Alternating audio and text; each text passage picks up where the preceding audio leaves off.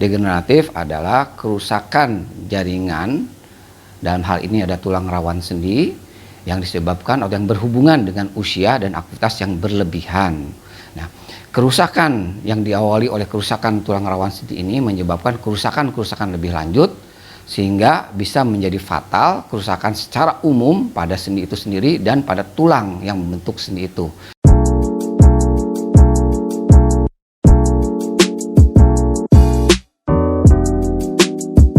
Assalamualaikum warahmatullahi wabarakatuh. Salam sejahtera, salam sehat untuk semua. Sobat sehat, saya Dr. Yudi Gumilar, spesialis ortopedi dan traumatologi di Rumah Sakit Sentra Medika Cibinong. Pada kesempatan yang baik ini, saya akan membicarakan mengenai nyeri pada sendi lutut yang disebabkan oleh osteoartritis.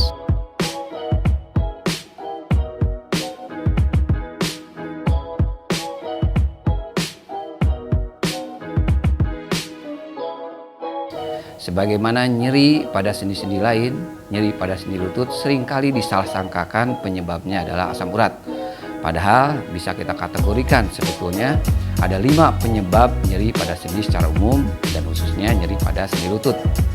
Itu yang pertama adalah penyebabnya karena ada cedera, baik itu cedera karena kecelakaan lalu lintas maupun aktivitas sehari-hari. Yang kedua penyebabnya adalah karena ada infeksi. Jangan lupa di Indonesia banyak sekali infeksi TBC pada sendi. Penyebab yang ketiga adalah karena suatu proses autoimun. Salah satu contohnya adalah rheumatoid arthritis. Kemudian penyebab yang keempat adalah karena ada proses iritasi zat kimia. Inilah contohnya adalah asam urat. Jadi asam urat yang ada dalam darah masuk ke dalam sendi sehingga merusak sendi. Nah, yang kelima ada yang namanya penyakit osteoartritis. Bukan osteoporosis, tapi osteoartritis yang sering dikeluhkan oleh pasien, yang sering datang pasien ke Rumah Sakit Sentra Medika Cibinong ini.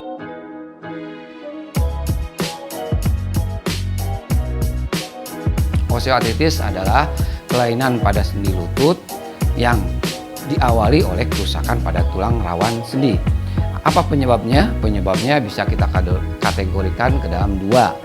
Yaitu adalah karena cedera yang merusak tulang rawan sendiri secara langsung, ataupun cedera pada jaringan yang ada di dalam sendi, baik itu ligamen ataupun bantalan sendi, sehingga lama-kelamaan menyebabkan kerusakan pada tulang rawan sendi.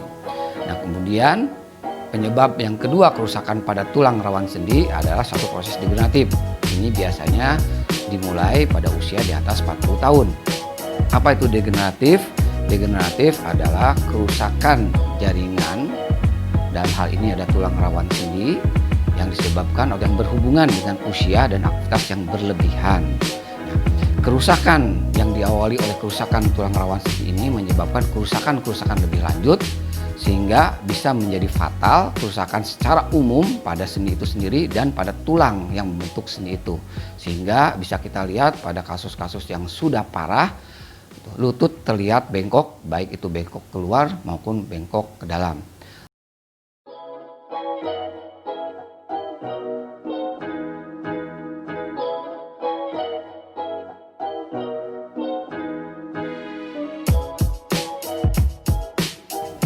Untuk tata laksana kondisi nyeri pada sendi lutut yang disebabkan oleh osteoartritis, kita bisa membagi dalam 2 kategori, yaitu tata laksana secara umum dan tata laksana secara spesifik.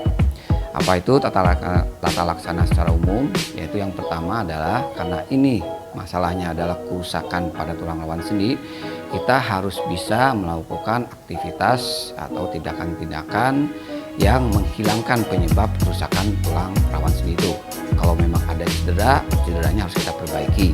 Kalau masalahnya dengan degeneratif, ada kerusakan yang berhubungan dengan usia dan aktivitas, kita harus mencegah beban yang berlebihan pada lutut, baik itu beban berat badan maupun beban pada aktivitas sehari-hari. Kemudian yang kedua adalah kita menguatkan jaringan, terutama otot-otot sekitar sendi lutut.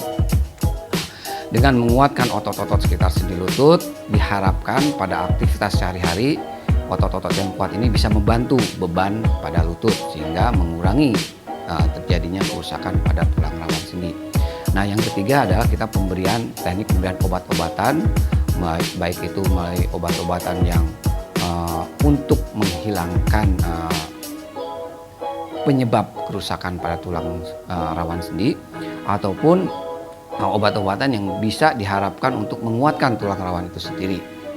Untuk tata laksana osteoartritis secara spesifik di Rumah Sakit Sentra Medica Cibinong ini, kita mempunyai modalitas, bisa kita kategorikan ke dalam 5 modalitas. Ya, yang pertama adalah pemberian obat-obatan secara oral atau diminum, baik itu obat-obatan untuk menghilangkan nyeri, menghilangkan radang, maupun obat-obatan atau suplementasi yang diharapkan bisa memperkuat tulang rawan sendi.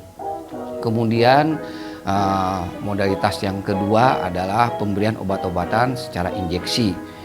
Jenis obat-obatannya juga sama dengan yang diberikan, kurang lebih sama dengan yang diberikan secara obat minum, tapi ini melakukan injeksi intraartikular. Jadi obat dimasukkan ke dalam sendi, dan di Rumah Sakit Sentra Medica Cibinong ini kita sudah menggunakan ultrasound guided injection. Jadi pemberian obat-obatannya akan sangat akurat langsung ke dalam sendi.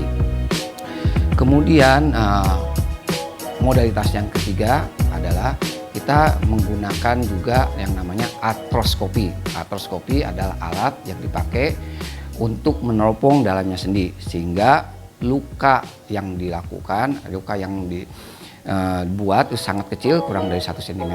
Kita bisa melihat isi atau dalamnya sendi, kita bisa menentukan kerusakannya dan sekaligus untuk melakukan terapi atau perbaikan-perbaikan. Nah, kemudian terapi yang modalitas yang keempat ada yang namanya ada regenerative medicine. Di Rumah Sakit Sentra Medica Cibinong ini sudah dilakukan terapi ini.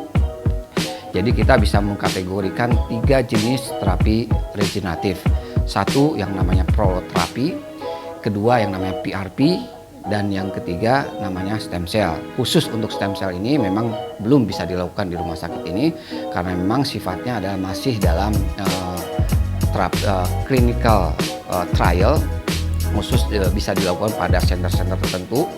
Jadi khusus untuk stem cell ini karena sifatnya adalah membuat atau memproduksi sel pluripotens, sehingga itu harus dilakukan secara kehati-hatian. Jadi yang bisa dilakukan di Rumah Sakit Sentra Medica Cibinong ini terapi regeneratifnya adalah satu yang paling sederhana, ada proloterapi. Apa itu proloterapi? Proloterapi adalah terapi yang dilakukan dengan cara injeksi zat-zat tertentu, terutama adalah dextrose. Tujuannya apa? Tujuannya adalah untuk memulai suatu proses inflamasi dan proses yang lainnya, sehingga dengan proses itu memicu terbentuknya zat-zat penumbuh atau growth factor yang diharapkan akan bisa memperbaiki atau menumbuhkan lagi jaringan yang sudah rusak. Nah, yang kedua adalah teknik yang namanya PRP. PRP singkatan dari Preterite Rich Plasma. Jadi ini tekniknya adalah dengan mengambil darah kita sendiri. Darah kita ambil pada cc tertentu, biasanya dalam 60 cc. Kemudian kita konsentratkan menjadi 6 cc kurang lebih, ya, dengan alat khusus di rumah sakit ini. Dan kemudian dari darah yang sudah dikonsentratkan itu kita pilih yang banyak mengandung plateletnya, di mana di situ akan banyak sekali growth factornya. Jadi untuk teknik PRP ini bedanya dengan proloterapi adalah kita sudah menyuntikkan zat penumbuhnya. Nah, zat penumbuhnya inilah yang diharapkan untuk bisa memperbaiki jaringan yang rusak. Demikian. Nah, kemudian modalitas yang keempat ya adalah surgery. Jadi apa yang dilakukan? Yang dilakukan adalah surgery dalam arti mengganti sendi lutut. Ya. Jadi untuk kasus-kasus yang sangat berat ya, udah yang grade 4 dan udah terlihat jalannya pun bengkok, lututnya bengkok, kita melakukan operasi yang namanya ganti sendi lutut. Yang dilakukan adalah permukaan sendinya kita buang, kita ganti dengan yang baru dari bahan titanium dan polietilen. Kemudian kita lakukan kelurusan dari sendi itu sendiri, sehingga diharapkan lutut itu bisa menopang berat badan lebih kuat dan tidak menghilangkan nyeri. Modalitas yang kelima apa? Ini istilahnya modalitas pamungkas ya. Jadi untuk kasus-kasus yang sangat berat di mana sudah ada indikasi operasi akan tetapi pasien tidak mau operasi, itu yang pertama. Atau kasus yang sudah sangat berat yang harusnya sudah dioperasi akan tetapi ada kontraindikasi atau ada penyakit lain yang tidak bisa dilakukan operasi atau risiko sangat besar. Atau ada kasus-kasus yang dimana setelah dilakukan operasi ganti sendi lutut tapi nyerinya masih ada. Biasanya untuk kasus ini adalah untuk kasus-kasus yang sudah mulai terjadi kelainan pada sarafnya. Nah, untuk ketiga kasus ini kita melakukan teknik atau modalitas terapi yang namanya IPM, Intervention Pain Management.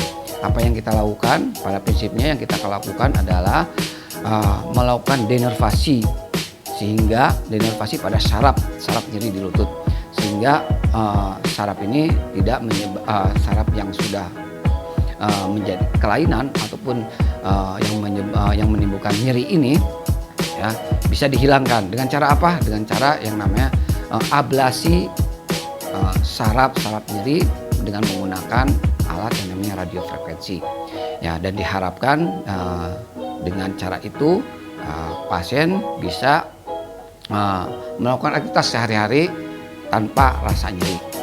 Demikian yang bisa saya sampaikan mengenai osteoartritis, tata laksananya. Mudah-mudahan ini sangat bermanfaat. Sekali lagi saya sampaikan bahwa jangan takut datang ke Rumah Sakit Sentra Medika Cibinong. Tidak selalu penyakit ini atau keluhan nyeri pada sendi lutut itu harus dilakukan operasi. Banyak sekali modalitas terapi yang bisa kita lakukan untuk menangani kasus osteoartritis pada sendi lutut ini. Terima kasih. Assalamualaikum warahmatullahi wabarakatuh. Salam sehat untuk semua.